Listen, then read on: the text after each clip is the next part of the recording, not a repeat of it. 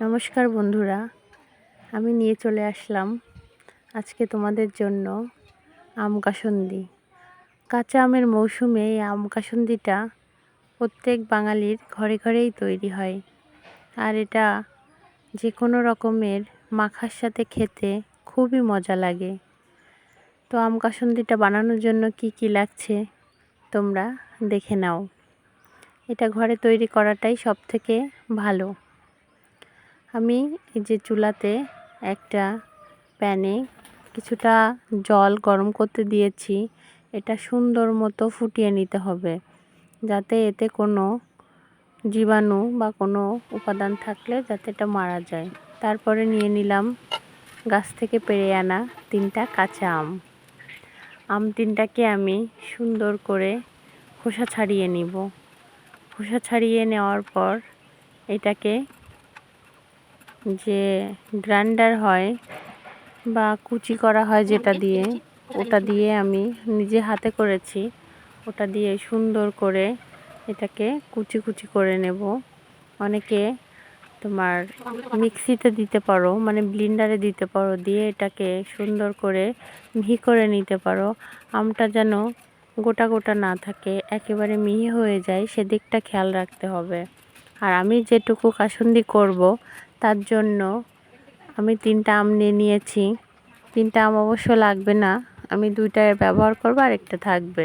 এই যে আমগুলোকে সুন্দর করে ছিলে নেওয়া হচ্ছে। 2টা আম ছেলা হয়ে গিয়েছে, আর আরেকটা আম ছিলে নিলে 3টা কমপ্লিট। আর আমগুলো ছেলার পরে এই হচ্ছে পজিশন। তো তারপরে আমরা চলে গেলাম সেই কোচানো যে মেশিনটা, আমি এটা হাতেই করেছি, দিয়ে আমি সুন্দর করে এটা কুচি কুচি করে নিচ্ছি। আর এটা এতটাই মিহি হয়েছে যে এটা ব্লেন্ডারে দেওয়ার প্রয়োজনই হয়নি। তোমরা এটা দিয়েও করতে পারো, ব্লেন্ডার দিয়েও করতে পারো। মূল কথা হচ্ছে এটা নরম বা মিহি হলেই হবে, যাতে এটা গোটা গোটা না থাকে, গালে না বাঁধে। তো এইভাবে আমি একটা একটা করে সব কয়টা আমকেই সুন্দর মতো ঘষে নেব। যে একটা শেষ, আরেকটা শুরু করব। এইভাবে প্রত্যেকটা আম সুন্দর করে করে মিহি করে ঘষে নেব। আম কাসুন্দিটা আসলে ঘরে তৈরি করলে এতটাই অথেন্টিক হয় যে বাজারের যে আম কাসুন্দিগুলো পাওয়া যায় প্যাকেটজাত বা বোতলজাত, ওই কাসুন্দির স্বাদের কাছে এটা মানে কি বলবো, বলে বোঝানো যাবে না, এতটাই মানে ভালো হয়। আর এটাতে মনে করো যে কোনো বাইরের কেমিক্যাল থাকে না, বিধায় এটা খেতে বেশি ভালো লাগে। নিজেদের হাতে তৈরি পরিষ্কার করে। তো আম কাসুন্দিটা তৈরির পর এটা কিছুদিন একটু মাঝে মাঝে রোদ্রে দিতে হয়, রোদ্রে দিলে ভালো হয়। এবার চলে আসলাম এতে কি কি মশলা লাগছে। মশলা লাগছে তোমার কিছুটা পাঁচফোড়ন, তারপর কিছুটা ধনিয়া, কিছুটা জিরা, কিছুটা মৌরি, আর কিছুটা রাঁধুনি। এই কয় রকম মশলা সুন্দর করে হালকা হালকা করে ভেজে নিতে হবে। ভেজে নিয়ে তারপর এগুলোকে গুঁড়ো করতে হবে। আর আমি 2টা শুকনো ঝালও দিয়েছি এর সাথে। অনেকে কাঁচা ঝাল ব্যবহার করে। কাঁচা ঝালটা যখন আমটাকে নরম করা হয় বা কোচানো হয়, তখন ওই মিক্সিতে দিয়ে ওর সাথে হচ্ছে কাঁচা ঝালগুলো দিয়ে দিতে হয়। অনেকে 4টা দেয়, অনেকে 5টা দেয়, 6টা দেয়, যার যা ইচ্ছা। এই যে মশলাগুলোকে সুন্দর করে ভেজে নিচ্ছি গরম করে। এই যে হালকা লাল লাল হয়ে গিয়েছে। এবার এটাকে নামিয়ে ঠান্ডা করে গুঁড়ো করে নেব। তো তার জন্য চলে আসলাম শিলপাটায়।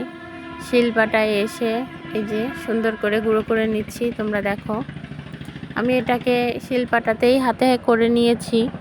অনেকেই তোমরা মিক্সিতে করো, যে যেভাবে করতে পারো, ওটা কোনো সমস্যা না। আর আমার একটা দিক স্কিপ্ট হয়ে গিয়েছে, সেটা হচ্ছে আমি সাদা সরিষা আর কালো সরিষা সম পরিমাণ আমি আসলে 1 কাপ থেকে একটু কম করে করে 2 কাপ সরিষা নিয়ে নিয়েছি। এটাকে মিক্সিতে দিয়ে সুন্দর করে গুঁড়ো করে নিয়েছি। আমি এটা শিলপাটাতে জল দিয়ে বাটিনি, কারণ যেহেতু কাসুন্দিতে আমি অন্য কিছু ব্যবহার করছি না, এজন্য আমি শিলপাটাতে বাটিনি।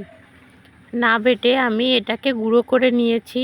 আর গুঁড়ো করে নেওয়ার পর আমি এই যে বাটা মশলাগুলো, এই মশলাগুলো আর ওই সাদা সরিষা আর কালো সরিষা দুটোই সুন্দর করে এই পাত্রে দিয়ে, যে ফোটানো জলটা ছিল ওই জলটা দিয়ে সুন্দর করে মিশিয়ে নিয়েছি। আর হাফ কাপের থেকে একটু কম সরিষার তেল গরম করে এটার ভিতরে দিয়ে দিয়েছি হালকা গরম অবস্থায়। তারপর 1 রাত রেখে দিয়েছিলাম। 1 রাত রেখে দেওয়ার পরে অবস্থাটা এরকম হয়েছে, দেখো।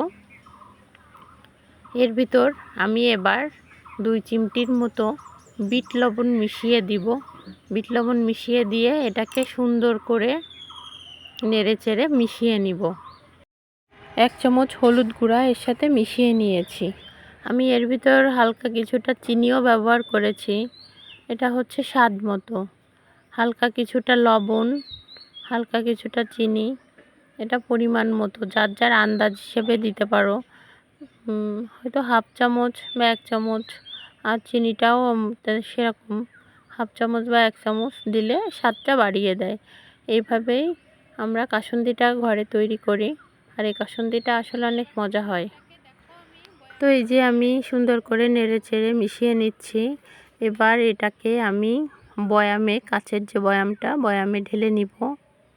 আর এটাতে মোটেও তেতো ভাব আসেনি। আমি এটা অল্প একটু খেয়ে দেখেছিলাম।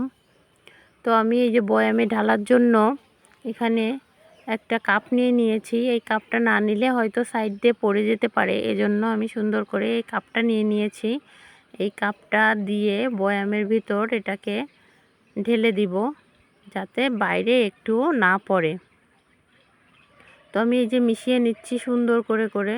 আর এই কাঁচের বয়ামে দেওয়ার পরে আমি অবশ্যই আরও 3 থেকে 4 দিন এটাকে রোদ্রে দেব। রোদ্রে দিলে এর ভিতরে যা যা আছে সবগুলাই তোমার মিশে যাবে এবং স্বাদটাও অনেক সুন্দর হবে। এই যে দেখো ঢেলে দিচ্ছি। তোমরা ঘনত্বটা বুঝতেই পারছো কেমন হয়েছে। ঘনত্বটা এমনই হবে, এর থেকে ঘন না হলে ভালো হয়, আর এরকম থাকলেই বেশি ভালো হয়। দেখো পুরো 1 বয়াম হয়েছে। এই যে আমার আম কাসুন্দিটা ঢালা হয়ে গিয়েছে, মোটামুটি এটা তৈরি। তো আমার এই কাসুন্দির রেসিপিটা যদি ভালো লেগে থাকে অবশ্যই একটা লাইক, শেয়ার, কমেন্টস করো। আর এই যে 1 বয়াম হওয়ার পরে এই যে ঢাকনাটা খুলে দেখাচ্ছি তোমাদের, কালারটা দেখো কি সুন্দর এসছে, এরকমই আসবে। তোমরা ঘরে সবাই বানিয়ে এটা খেতে পারো। এটা আসলে স্বাদে অনেক সুন্দর হয়। তো আমি এখানেই আমার ব্লগটা শেষ করছি। সবাইকে ধন্যবাদ জানিয়ে সবাই ভালো থাকো, আর অবশ্যই চ্যানেলটাকে একটা সাবস্ক্রাইব করে দিও। ধন্যবাদ।